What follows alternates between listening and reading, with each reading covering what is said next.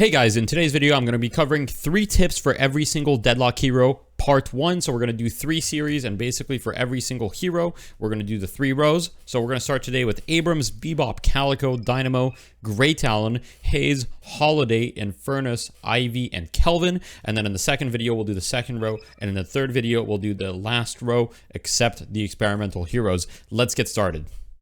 Starting with Abrams, the first tip I have for Abrams is that you can cast Siphon Life while charging. So a lot of people that I see, they charge and then they cast Siphon Life, but you can actually cast it while charging. This will give you a little bit of extra DPS and really helps your DPS output.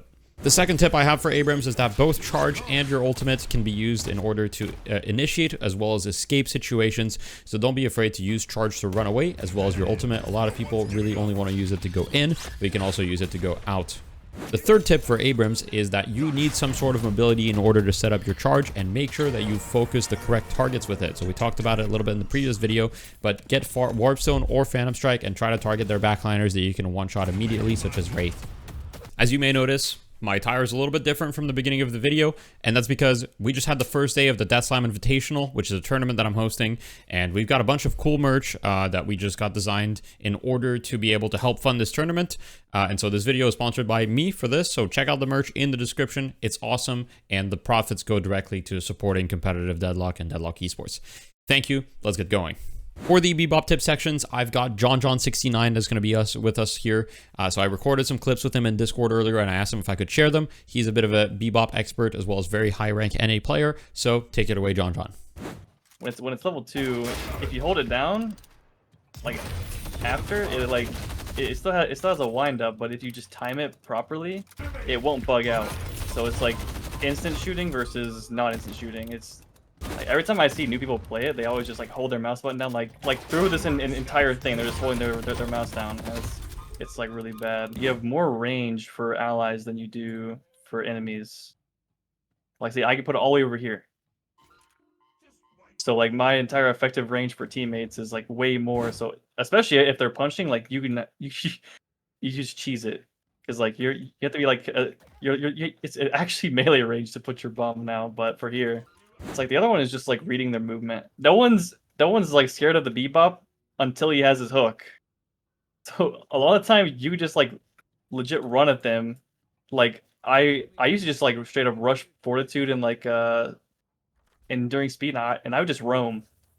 Like I would instantly win like mid lane or just go to like a side lane, and I would just run at them. I would just full run at them, and they would fuck up somehow. Cause like just the threat of this this guy's footsteps just like puts fear into people. For Calico, when you have your max ultimate upgrade, don't forget that it resets cat. So you can use your ultimate and then instantly go into cat form as long as you spam 3.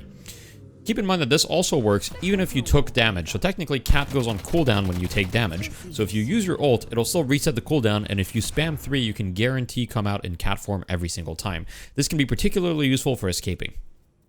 When aiming gloom bombs, make sure that you do not aim at the top or middle of the body. When you aim there, you'll hit way less gloom bombs on average. Try to aim towards the lower part of the body, the legs or the feet, and you'll hit gloom bombs way more consistently. Finally, don't forget that Leaping Slash is a great mobility tool with a low cooldown that you can use to climb height and make great escapes. You can use it after wall jumping to get on top of heights and just, escape from chases all the time. It's very useful.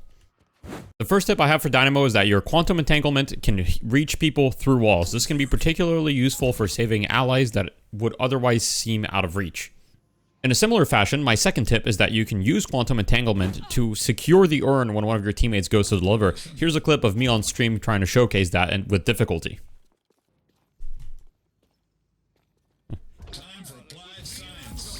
Okay, wait, we did it. We did it. My third and final tip for Dynamo is that Dynamo is incredible at sieging walkers, because both he can dodge the stomp with Quantum Entanglement, but he can also stun the walker with his Singularity ultimate, which a lot of people don't know, which makes walker dives trivial.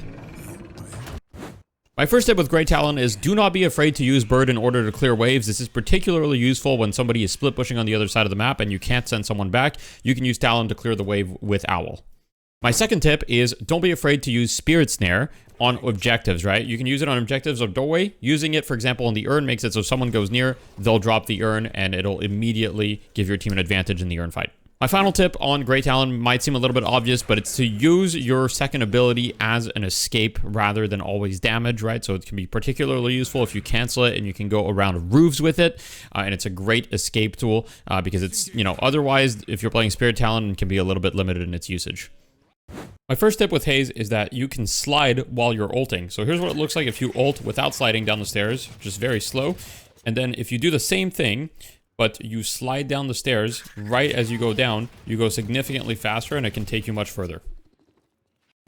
My second tip on Haze is that you can use both Sleep Dagger as well as items while being invisible. So you can use Silence Wave, Cold Front, Knockdown, Slowing Hex, you name it, while you're invisible. This can be particularly useful in order to set up ganks or even clear waves, right? If you go Cold Front near a wave, you can clear it.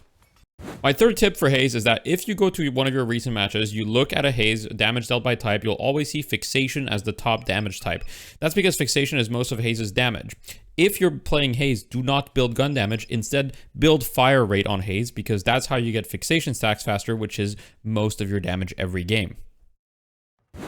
My first tip for Holliday is that if you want to lasso people, but not go too far like I did in this first clip, you can lasso them, then put the jump pad, get on the jump pad and dash right away forward. And that way you don't go too far or too high.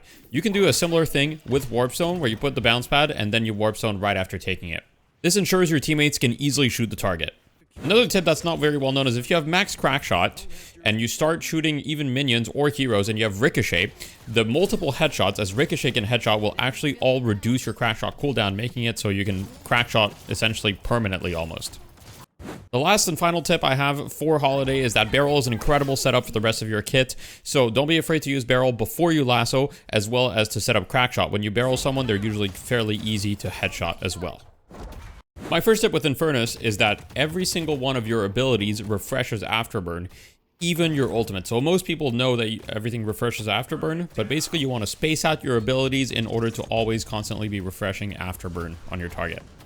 My second tip for Infernus is that you can use items and abilities during Flame Dash, such as Cold Front, Slowing Hex, as well as Napalm or your ultimate. My last tip is that if you find yourself having to reload during Flame Dash, you can actually initiate the reload while you're Flame Dashing. You can do this with most abilities, but usually you have to reload before the ability. With Flame Dash, you can do it during the ability. The first tip I have for Ivy is that using your ultimate while off of the zipline maintains your momentum. This can allow for incredibly quick rotates, especially when you're off the zipline. Similarly, you can also use it in escapes to maintain your position in the air like this.